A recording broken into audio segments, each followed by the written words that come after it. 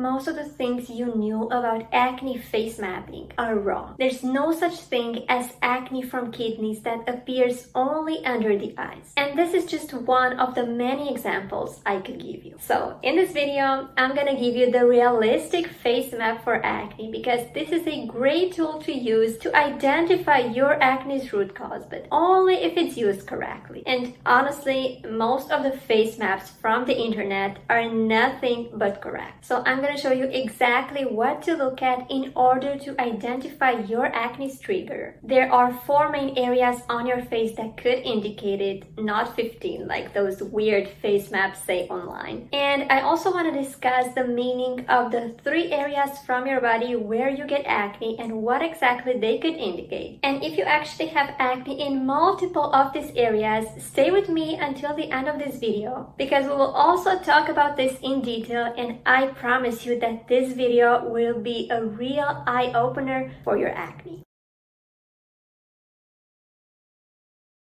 Hello and welcome to Acne from A to Z. I'm a pharmacist and on this channel I teach you how to get rid of your acne by fighting its root cause. So if this is something you are interested in, make sure to subscribe below and also follow me on TikTok and on Instagram for daily videos and tips about acne. Now here's the timeline of this video. We are going to look at the 4 main areas where you can get acne on your face, and next we will also look at the 3 most important ones from your body. And like I promised, we will end this video by discussing if you have acne in multiple areas, both from your face and from your body, what this indicates and what you should do in this case. So if you are ready, let's get to work. And before I get into the actual areas where you can get acne and what each of them means, I want to tell you a little bit the reason why you should take every acne face map that you see online with a grain of salt, and the reason why they are usually not very true, not very relevant, and that is because they are not realistic.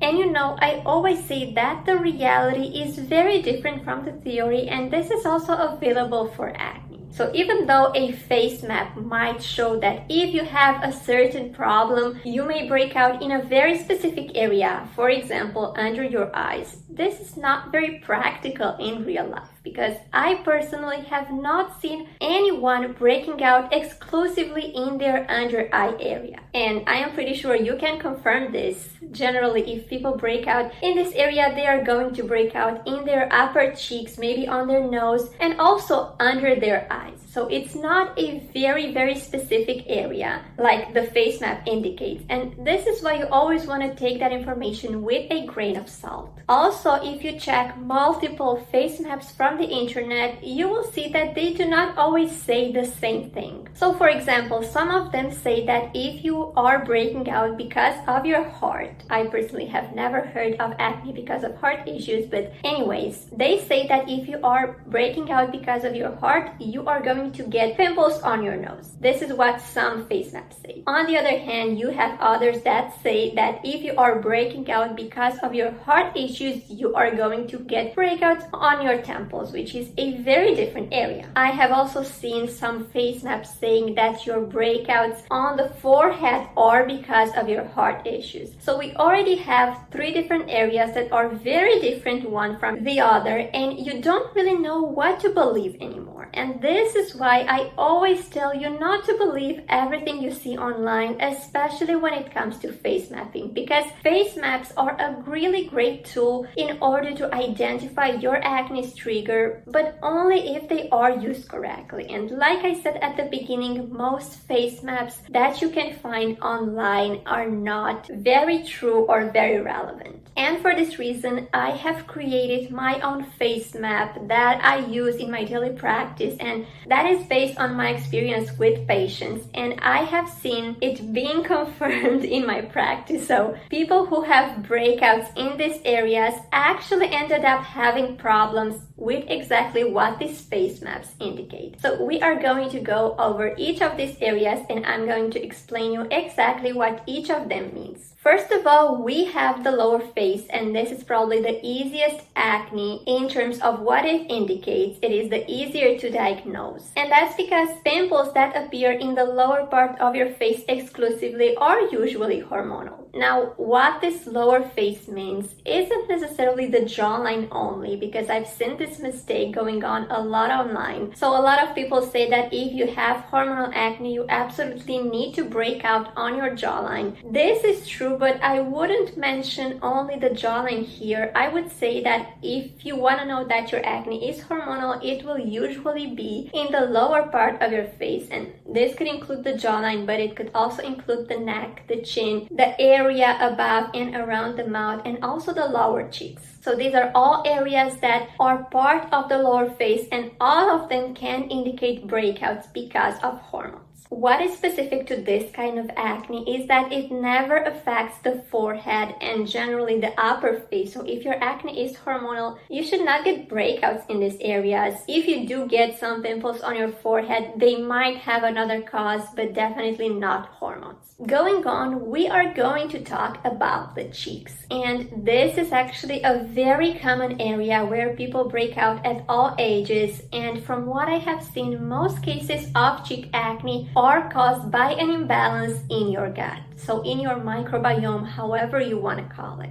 And when this kind of acne appears, you tend to break out on your cheeks without necessarily on your lower face. So most breakouts that only affect the cheeks without the lower face are usually triggered by the gut. One thing I want to mention here, and I have seen it a lot in my daily practice, is that more severe cases of gut acne, so when the gut is severely damaged, severely imbalanced, these kind of cases will also cause breakouts on the forehead, but only additionally. So it is always on the cheeks as a primary area, and the forehead can be affected or not as a secondary area. And this can actually tell you a lot about the state of your gut, because if you only have breakouts on your cheeks, this means that your gut is not very damaged. Your gut doesn't have a very poor health. However, if you are breaking out both on your cheeks and also on your forehead, then it might be in a more severe condition. I have had a lot of people telling me that gut acne and hormonal acne are basically the same thing. I don't really agree here. I have seen a lot of people who had hormonal issues exclusively causing their breakouts, and at the same time I have seen people with gut problems that were only breaking out on their cheeks, and their acne didn't really have anything to do with their hormones. However, there are many cases when gut and hormonal acne appear together, so you tend to break out both on your cheeks and also on your jawline. And in this case, you would basically have to target both causes, so both your gut and your hormones, if you want to get rid of your acne. But what you want to know is that you can have one without the other. You can have them together, but at the same time, you can have one without the other.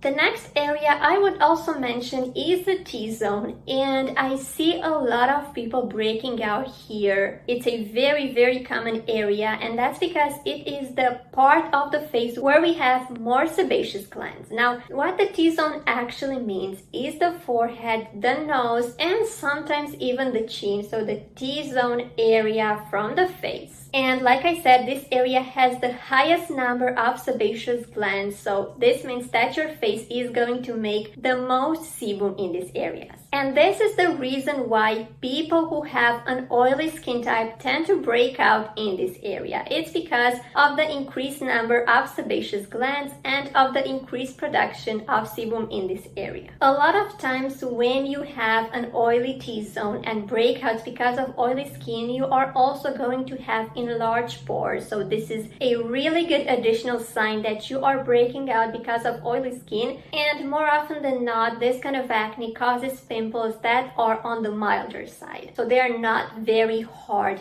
to heal. And going on, another super common area where I see people breaking out is the forehead. So I'm talking right now about the forehead as the primary area the forehead alone, not necessarily with the cheeks, because like I said, in gut acne, you're going to have acne mostly on the cheeks and secondarily on the forehead. Well, in this case, we are talking about the forehead as a primary area. And the bad news about this kind of acne is that it doesn't have one specific cause, so there can be multiple triggers, multiple things causing it. And from my experience, I would say that the most common ones are sebum. So you can have an oily T-zone but mostly breakout on your forehead exclusively, so you're not going to have as many breakouts on your nose and on your chin. This is also possible. Another cause can be skin bacteria or skin fungus. They also affect the forehead more than other areas. You can also be breaking out because of sweat, because of the unsuitable hair products. Maybe you are allergic or more sensitive to some. Some people also break out on their forehead because of a poor diet, but generally when you only have pimples on the forehead, the cause is not very clear, but this also means that it is not very hard to treat. So making a revision, here is what the face map is telling you about your acne. If you are mostly breaking out on your lower face, the trigger is probably hormones, so you probably have a hormonal imbalance. If most of your pimples are on the cheeks and maybe even on the forehead, you can be breaking out because of your gut. On the other hand, if you usually break out in your T-zone, your oily skin and increased sebum may be the culprit. And if you only get acne on your forehead, there could be several potential causes like skin bacteria and skin fungus, sebum itself, sweat, and even some hair products.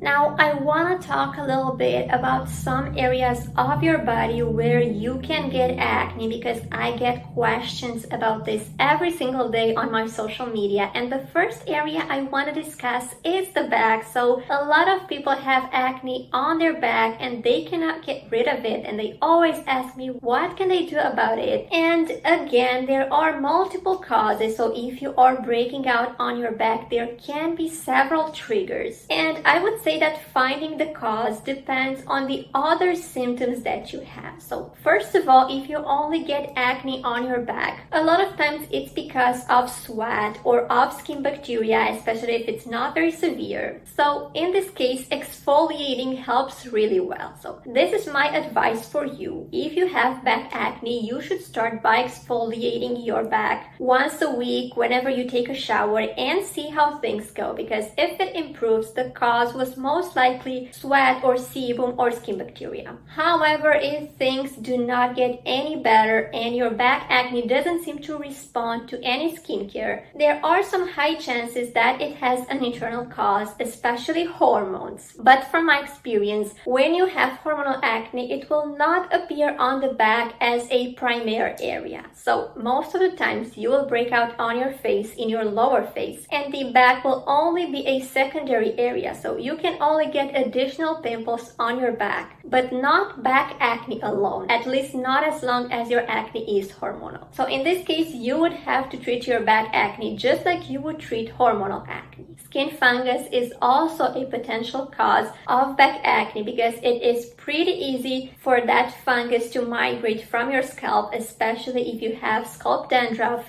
Like I said in some of my previous videos, fungal acne is caused by the same yeast that also causes dandruff. So if you already have scalp dandruff, it is easier for that fungus to migrate from your scalp to your back. And in this case, your acne should be itchy. And speaking of skin fungus and fungal acne, this type of acne can also appear on the shoulders, and the reason is the same as with back acne. If you have dandruff, it is very easy for that yeast to migrate onto your shoulders, so it can also cause fungal acne there because the yeast that causes fungal acne is the same as that one that causes scalp dandruff, like I said. So a lot of times acne that appears on the shoulders is also caused by skin fungus. And here you always want to pay attention because it's pretty uncommon for you to have acne on your shoulders alone. So no back, but I would say that generally acne on shoulders has pretty much the same causes as back acne. So a lot of times it's sweat, it's sebum, it's oily skin itself, and you always want to look at the amount of grease of sebum you have there, because if you have a lot of sebum and grease on your shoulders, exfoliating something can really fix your acne there. As with chest acne, from my experience, this is very common if you are breaking out because of your hormones, so if you have a hormonal imbalance. But just like with back acne, chest is only affected as a secondary area. So if you are breaking out because of your hormones, do not expect to get acne on your chest before you get acne on your lower face. So you always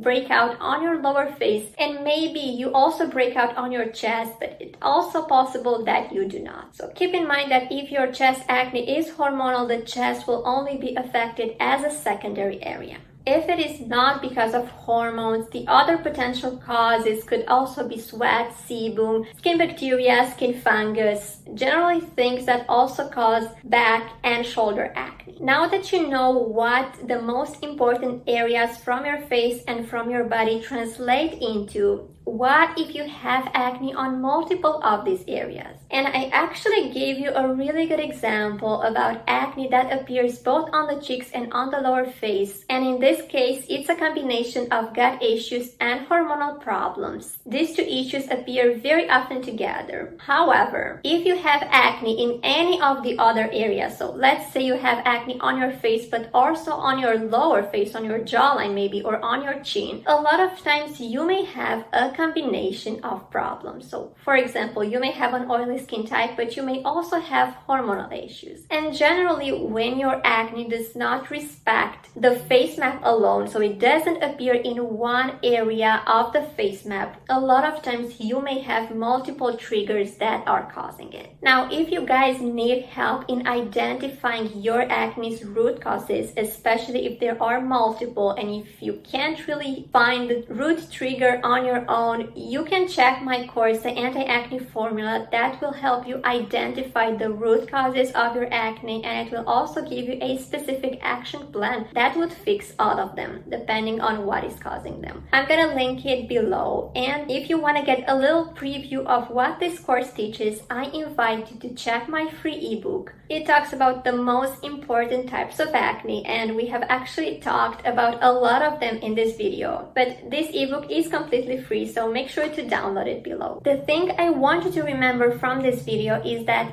whether you have acne on one area of your face or on your body, or if you have acne on multiple of these areas, you always want to focus on finding the root causes. So this is very important, because once you know what the root cause is, you can then target that specifically and fix your acne. Because in my experience, in a lot of cases, acne only goes away once you fix and target its root cause. So this is exactly what I tried to do in this video, and I really hope it was helpful on helping you find what might be making you break out. Because like I said, a lot of those face maps that I see online are totally useless, and they actually make you a lot more confused instead of helping you. At least that was my case a couple of years ago. So I really hope this video helped you understand exactly what might be triggering your acne and what might be making you break out. And if you have any questions about that specific area, or if you have any other tips of identifying the root cause of your acne, I am waiting for your feedback in the comments below. Also, let me know if you have any ideas for the future video I will make. So if you have any questions about acne, or you need to know something specific about your acne and you think this would also help some other people, let me know the idea and the suggestion in the comments below. So I will see you in the next video.